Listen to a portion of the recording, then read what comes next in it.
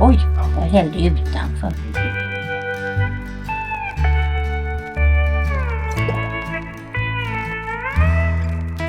Hello and welcome to this year's ChemScore. Thank you so much for joining us. I promise you it's going to be an interesting ride.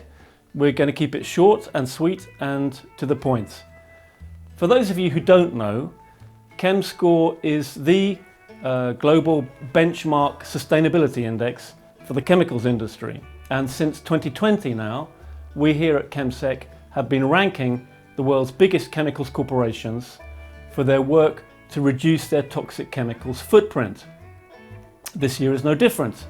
My name is David Crouch. I will be talking you through today's proceedings, and you can find all the details and background on the ChemScore website, which is now live, and there'll be a link in the description underneath this video. We are coming to you today from the delightful sitting room of the delightful sisters Birgitta and Barbro here in Gothenburg, Sweden. But before I introduce our panel, I just want to give you a teaser for the top line, which we're going to talk about later in the show, which we consider to be the biggest news to come out of this year's ChemScore. And so I can reveal that BASF, the world's biggest chemicals corporation, and Ecolab, that's the United States chemicals producer, have said that they are going to phase out PFAS forever chemicals. And for anyone who's familiar with the tragedies that are unfolding around PFAS in different parts of the world and the multi-billion-dollar lawsuits, that is front page news of the front pageiest kind. So now, let me introduce our panel. On my right here, Sonja Heider, who is Head of Sustainable Finance at ChemSec, and we all see you as the mastermind behind ChemScore. Sonja, are you happy with that description? Well, this is not at all. This is really a team effort. ChemScore is a team effort. How very diplomatic of you, and really quite Swedish too, might I say. And beside her, Jerker Lithart, who's our senior chemicals expert, and the judge and jury for ChemScore, because he's the man behind the points scoring system. Yeah, they more or less call me the data guy because I'm really into the details. But as Sonja said, it's all a team effort, so we're always doing everything together. And where I'd like to start is with the point scoring system, because you've changed it quite significantly this year. Could you just talk us through that, please? Yeah, certainly. Of course, when you look at it, all of a sudden the point has doubled. Now it's 100 points instead of 48. And I think that's the most obvious difference. But looking into the details, there are also other things as well. But I think the 100 points equally distributed over all four categories, I think that is the biggest difference. And the obvious question is why? Why change it? We've been doing this, now it's the 6th year that we're doing ChemScore. And times are changing, so we have to adapt. So that is one of the reasons. Another reason is that you could call them the low-hanging fruits, the easy points, they're now gone. Because so many companies could achieve points with very little effort. And that didn't really show any difference between the different companies. Because we wanted to show the difference between a good company and a not so good company. And that is kind of the whole point with the ChemScore. You have to be able to see the difference between the good ones and the bad ones. So more points, but more difficult to get them. You could say that, but not necessarily more difficult. It depends on how good you are. Which brings us to the 4 criteria that you mentioned, that we score the companies on, and those have also changed, Sonja. Exactly. We had 4 categories before. We do have 4 categories now, but they're slightly changed. We are starting with transparency, because this is the precondition for a ranking.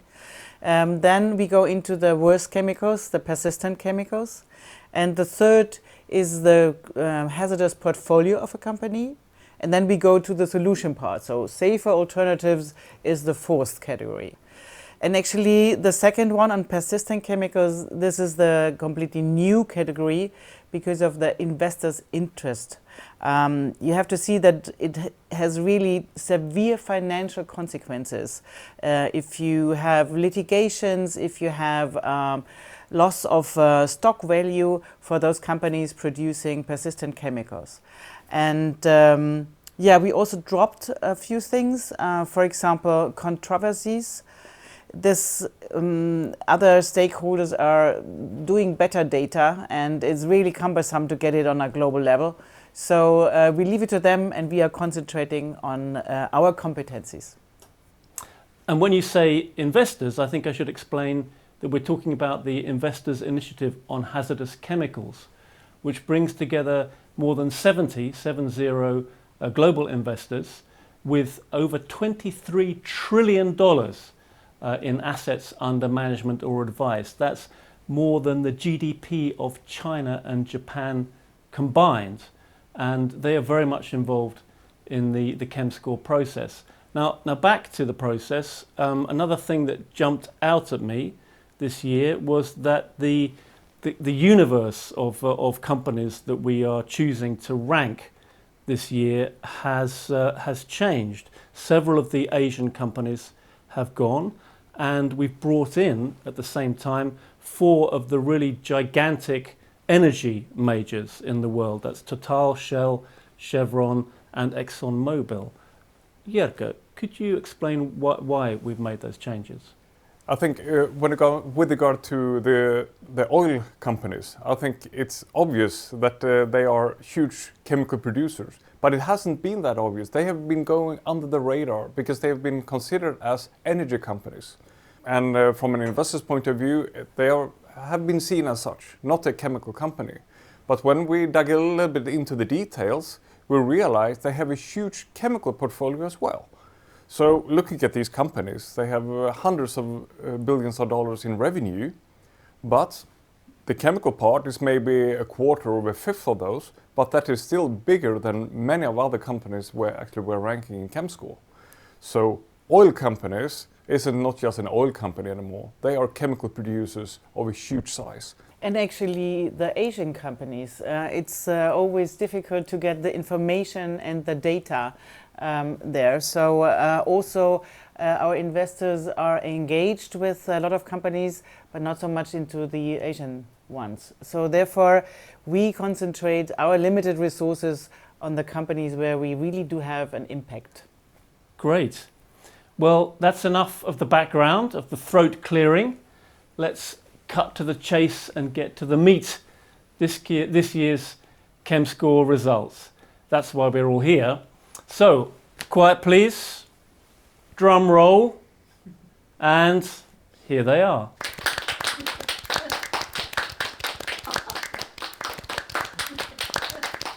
Okay, let's take a moment for that to sink in. What you're looking at here is the equivalent of the Premier League table for the big chemical companies. And you can study it at your leisure on the website. And what really jumps out is that a lot of the companies are not doing very well. They're down in the relegation zone for the Premier League, and we'll come back to that shortly. But first and foremost, the top performing company is Indorama Ventures with 57 points. They're ahead by quite a significant margin compared to the second performer, Lanxess, on 43. Now, Indorama is a really interesting company. It's been consistently in the top 5 ChemScore performers over the last few years, based in Thailand, in Bangkok, one of the world's biggest producers of polyester and PET plastic bottles. 3 years ago, it actually topped the ChemScore index, and here it is back at number 1. So what does that tell us about Indorama Ventures? Well, actually, Indorama Ventures was a surprise from the very beginning. I didn't know the company, But it struck me that they had in their 2019 report already a statement that they want to be sin-free. And sin stands for substituted now list that we keep. And I haven't seen a chemical company putting that out so far. So it was already a surprise then. And they have acquired a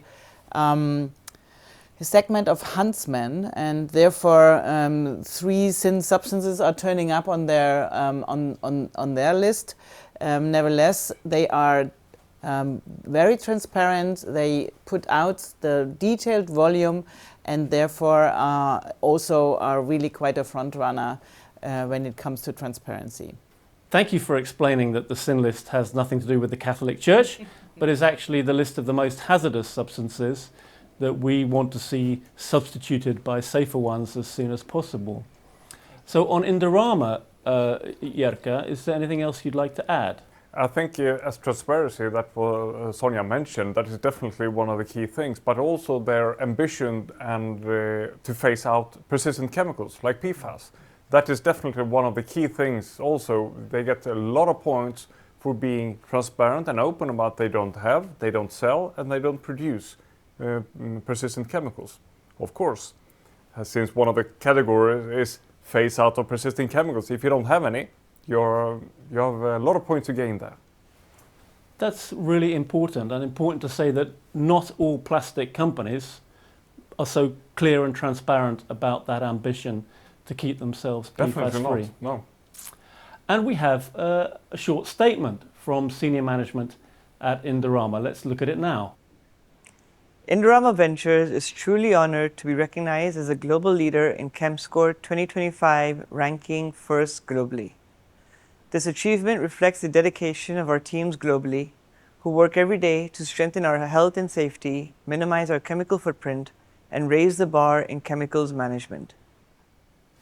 Okay, let's get the results back up on the screen and take a look at the other interesting stuff that we can find in the ranking. And looking at the chart, you can see that there is a very clear top 5. Indorama, followed by Lanxess, SABIC, Ecolab, and last year's winner, Yara. Now, panel, are there any significant achievements or developments at the top that you'd like to talk about? Yes, actually, I really would like to mention Lanxess. They really impressed me by the improvements they are doing. When we started with them in 2021, they ranked around 27th place, and now they're really climbing the ladder in ChemScore up and up each year, and now at the 2nd place. Congratulations. And why is that? Because the company really has a very clear strategy with outspoken targets and deadlines. So for example, they will substitute all substances of very high concern by 2030. And if they are not able to develop alternatives or finding them, buying them, they will cease the production of those products containing substances of very high concern. Consequently, they also do not develop new products including those hazardous chemicals. So I think this is really an impressive step, and actually also the company is defining the substances of very high concern as those chemicals which with the properties of it. So not those ones where authorities have identified them, and it's just a smaller group. But no, they are going for all the hazardous properties, and that's really very well done. Indorama and Lanxess, both of them. All the rest of the companies are not going into these details. And so interesting that this is a German company. It shows what can be done at a time when Europe's chemical industry is facing all sorts of economic headwinds. Jerka, what else would you add? Yeah, I think, for example, SABIC is also a good example of a company which is kind of surprisingly, you get a surprise from how good they are. Because one of the cornerstones for SABIC, how they achieve their scoring is actually the transparency part. That is really one of the things that has boosted their points throughout the whole ChemScore history, so to say. But what are lacking a bit there is the revenue connected to hazardous chemicals. That is a transparency thing that we're waiting for them to come forward with, hopefully next year. Let's look at the other end of the table, and two things stand out for me anyway. First of all, a lot of the companies score quite low in this year's ChemScore. And down there in the actual relegation zone, if we're going to use the Premier League analogy, you can see that 7 out of the bottom 10 performers are based in the United States. And that includes the very bottom performer, ChemScore, which scores a magnificent 0 point across all four categories. So could you talk me through, first of all, why so many companies are scoring so low? Actually, I mentioned it before, that we have removed the low-hanging fruit from earlier versions of ChemScore. So it's now just tick box that you can get an easy point. So those points are gone now. But when you're looking into the details of all the companies, it's still possible to receive a very, very high score. Most are poor performers, but if you take the best performer in each criteria, then you can actually get an 87 points. So if you make all these together, so it's definitely possible. And actually, you know, we wanted to give room for improvement. Yeah, because some of the companies had hit already a ceiling in some of the criteria. So therefore, we really want to have that now ongoing for the next 5 years. And actually, the reporting standards are really changing. We do have a phase-in of disclosure. So we really want to keep that. And I really foresee a stepwise approach of getting up the ladder in the coming years. And what about the US companies at the bottom of the ranking? Actually, you mentioned 7 out of 10, but if we look into more detail, it's 10 out of 13 of the bottom companies are actually American. And what we see is that they are performing very poor, of course, in all categories, but what stands out is both transparency, the phase-out persistent, and the safer alternatives. These 3 categories are where they really are losing points. It's barely 1 or 2 companies that get points in any of these 3 categories. So I think this is really the weak spot of the American ones. And is that pure coincidence that the political climate in the United States has changed? Could very well be. It's difficult to say, but it really stands out in this year's ranking. Thank you, Birgitta. So now we come to the headline news that I teased you with earlier, and what I've been itching to talk about really since the beginning of this broadcast. That's the news that BASF and Ecolab say that they are going to phase out PFAS forever chemicals. And I'll quote you from the BASF statement. The company says it will phase out chemical products that are formulated with PFAS and provide innovative solutions to its customers instead. Now that statement, you can find it on BASF's website, but it only emerged after a lot of digging during the ChemScore process, and it's not public knowledge until today. So my first question really is, what does it mean for the world's biggest chemicals producer to say that it's going to phase out PFAS? Well, actually, this is really a bold statement and a very clear language. You know, I always see that when companies are really committed, the sentences are short and concise. And you see that with this position, and this really has quite an impact externally and internally into the company. And for example, BASF has a vast network of suppliers and downstream users. They do have to adapt if they will move away from PFAS. So this really does have a ripple effect. Now, when 3M, another major PFAS manufacturer, announced in 2022 that it would phase out PFAS, it gave a very clear exit date, which is actually this year, the end of 2025.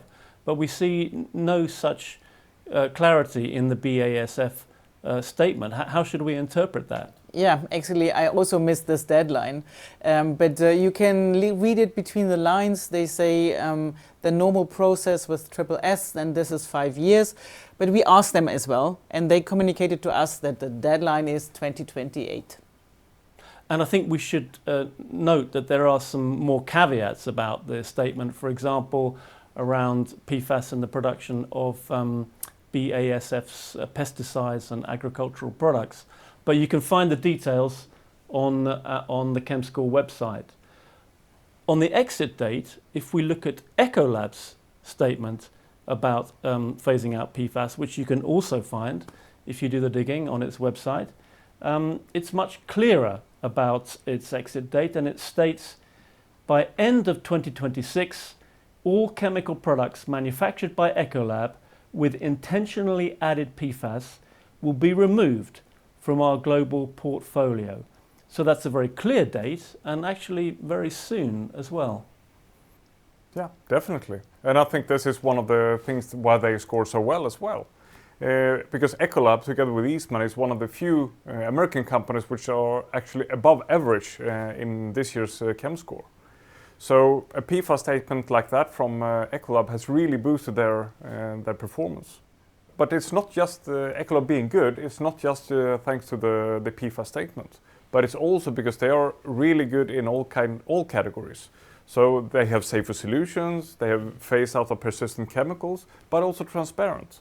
So they are good in many categories, which brings them to one of the top 5 companies. This is so positive. It's really some great news, and important, I think, to put it in the broader context, which is we can see a trend in this year's ChemScore results. We have a third of the ChemScore companies saying that they will either phase out or reduce the extent to which they use persistent chemicals, which is the... But there I would like to say we have to really be careful with the details. Because again, one of these companies, they say they're going to phase out persistent chemicals if it's on the candidate list.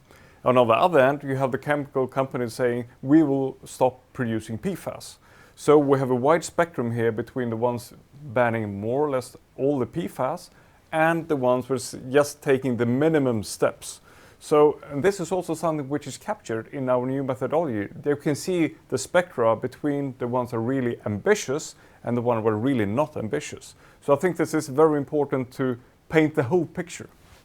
So here we see the data guy getting into too much detail just when I was trying to paint the bigger picture, and to say that it's some good news out of this year's ChemScore, and other companies are waking up to the fact that persistent chemicals are a problem for investors. And if they're a problem for investors, they're a problem for the senior management of those companies.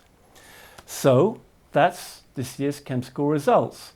But before we say goodbye and leave Birgitte and Barbara to have some peace and quiet at last, I'd just like to come back to the two of you and ask what your predictions and what your hopes are for the year ahead. Yeah, and actually we had 6 new companies this year, and with 2 of them we are already in deeper dialogue. And I really hope that with the rest of the 4 new companies we also get engaged. So that is my wish for next year, but actually for a bigger picture, I really hope for more environmental data. And if we have the same level like financial data, we really be able to compare the companies, and there needs to be a little bit more standardization. But we do have reporting standards not only coming from EU but also other regions.